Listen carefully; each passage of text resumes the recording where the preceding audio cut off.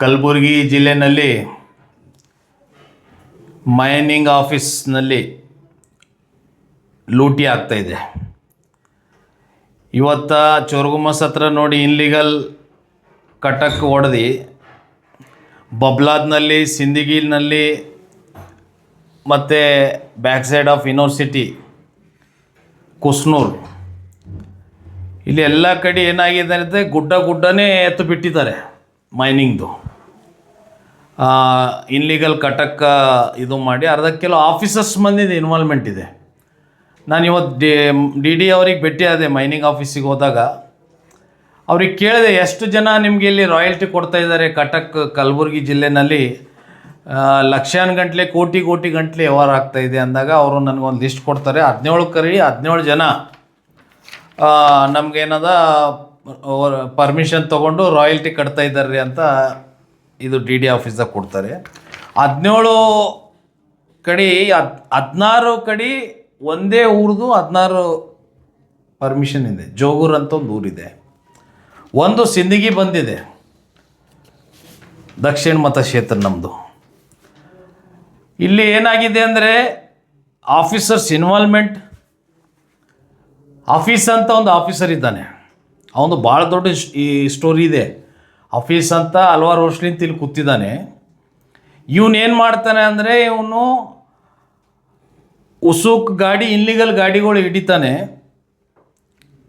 Police ಸ್ಟೇಷನಿಗೆ ಗಾಡಿ ಕರ್ಕೊಂಡು ಹೋಗ್ತಾನೆ.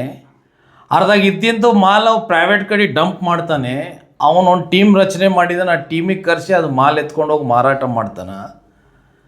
ಮತ್ತು ಎಲ್ಲಿ ಲೀಗಲಾಗಿ ಎಲ್ಲಿ ನಡೀತಾ ಇದೆ, ಕ್ರಷರ್ ಆಗಲಿ ಮೈನಿಂಗ್ ಆಗಲಿ ಲೀಗಲಾಗಿ ಯಾರ್ಯಾರು ಮಾಡ್ತಾಯಿದ್ದಾರೆ ಅವ್ರಿಗೆ ಮೆಂಟಲಿ ಹರಾಸ್ಮೆಂಟ್ ಮಾಡೋದು, ಅವ್ರ ಹತ್ರ ದುಡ್ಡು ತಿನ್ನೋದು, ಅವರಿಗೆ ಅನ್ನೆಸರಿ ಸುಮ್ಮನೆ ನೋಟಿಸ್ ಜಾರಿ ಮಾಡೋದು.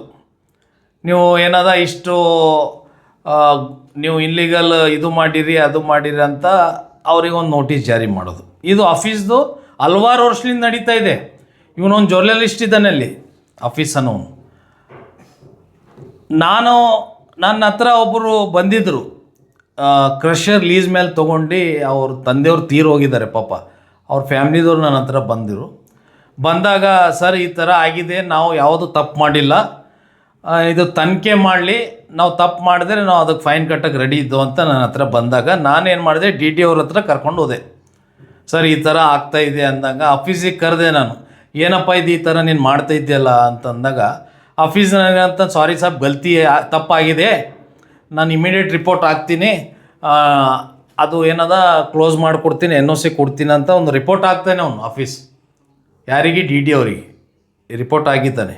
ಏನಂತ ಆಗ್ತಾನೆ ಅಂದರೆ, ನೀವು ಜಸ್ಕಮ್ದು ಏನಿದೆ ಬಿಲ್ ಕ್ಲಿಯರೆನ್ಸ್ ಮಾಡಿ ತೊಗೊಂಡು ಬರ್ರಿ, ಆ ಬಿಲ್ನಲ್ಲಿ ಗೊತ್ತಾಗುತ್ತೆ ಎಷ್ಟು ಇವರು ಇನ್ಲೀಗಲ್ ಮಾಡಿದ್ದಾರೆ ಲೀಗಲ್ ಮಾಡಿದ್ದಾರೆ ಅಂದಾಗ ಜಸ್ಕಮ್ ಬಿಲ್ಲು ಇದು ನಾವು ಕೊಟ್ಟ ಮೇಲೆ ಅರ್ಧಾಗ, ಇಲ್ಲ ಸರ್ ನಿಮ್ಮವ್ರದ್ದು ಏನು ತಪ್ಪಿಲ್ಲ, ನಾನು ರಿಪೋರ್ಟ್ ಹಾಕ್ತೀನಿ ಅಂದಾಗ ಡಿ ಡಿ ಅವ್ರು ಅಂತಾರೆ, ಆಫೀಸ್ ರಿಪೋರ್ಟ್ ಆಗಲಿ, ನಾನು NOC ಕ್ಲೋಸ್ ಮಾಡಿ ಕೊಟ್ಟಾಕ್ತೀನಿ ಅಂತ ಡಿ ಟಿ ಅವರು ಹೇಳ್ತಾರೆ.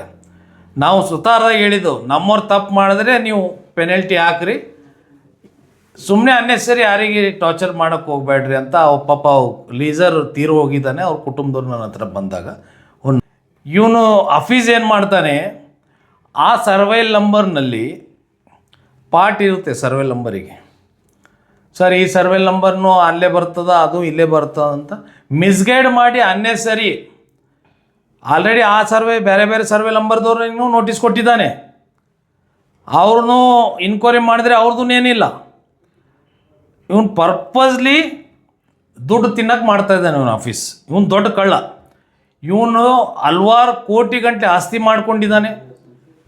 ಭಾಳ ಅಮಾಯಕವಾಗಿ ಮಾತಾಡ್ತಾನೆ ಅವನು. ಭಾಳ ನೀವು ಹೋದರೆ ಪಾಪ ಎಷ್ಟು ಇನ್ನೋಸೆಂಟ್ ಇದ್ದಾನಪ್ಪ ಇವನು ಆಫೀಸರ್ ಅಂತ ಹೇಳ್ಬೇಕು.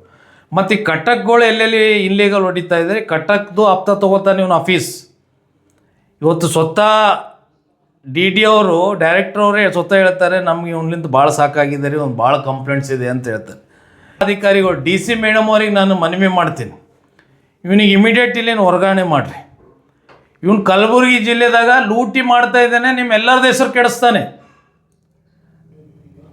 ಅಂತ ಇವತ್ತು DC ಮೇಡಮ್ ಅವ್ರಿಗೆ ನಾನು ಹೇಳೋಕ್ಕೆ ಇಷ್ಟಪಡ್ತಾ ಇದೆ. ಇದ್ರ ಮೇಲೆ ಜುಡಿಷಿಯಲ್ ಇನ್ಕ್ವೈರಿ ಮಾಡಿರಿ, ಇವನು ಸಿಗ್ಬೀಳ್ತಾನೆ. ಇವನಿಂದ ದೊಡ್ಡ ಟೀಮ್ ಇದೆ ಆಫೀಸಿಂದ. ದುಡ್ಡು ಕಲೆಕ್ಷನ್ ಮಾಡೋಕೆ ಒಂದು 2-3 ಮಂದಿಗೆ ಇಟ್ಟಿದ್ದಾನೆ ಅವನು. ಮತ್ತು ಇನ್ಲೀಗಲ್ ಉಸುಕೆಲ್ಲಿ ಹಿಡಿತಾನೆ, ಬೇರೆ ಪ್ರೈವೇಟ್ನಲ್ಲಿ ಡಂಪ್ ಮಾಡಿಸ್ತಾನೆ, ಆ ಗಾಡಿ ಒಯ್ದು ಪೊಲೀಸ್ ಸ್ಟೇಷನ್ದಾಗ FIR ಮಾಡಿಸ್ತಾನೆ. ಇವನು ಸಿಗಿಸ್ತಾನೆ ಮತ್ತು ಇವನೇ ಸೆಟಲ್ಮೆಂಟ್ ಮಾಡ್ತಾನೆ. ಇಂಥ ಆಫೀಸರ್ ನಮ್ಮ ಕಲಬುರಗಿ ಜಿಲ್ಲೆದಾಗ ಬೇಕೇನ್ರಿ? ಇವತ್ತು ಕಲಬುರಗಿ ಜಿಲ್ಲೆದಾಗ ಎಷ್ಟೋ ಮಂದಿ ಇವತ್ತು ತೊಂದರೆನಲ್ಲಿದ್ದಾರೆ ಈ ಆಫೀಸ್ ಕಡೆಯಿಂದ. ಜನ ಹೊರಗೆ ಬರ್ತಾ ಇಲ್ಲ. ಬಿಸ್ನೆಸ್ ಮ್ಯಾನ್ದವ್ರಿಗೆ, ಕ್ರಷರ್ದವ್ರಿಗೆ ಅಂಜಿಸಿಟ್ಟಿದ್ದಾನೆ. ನಾಳೆ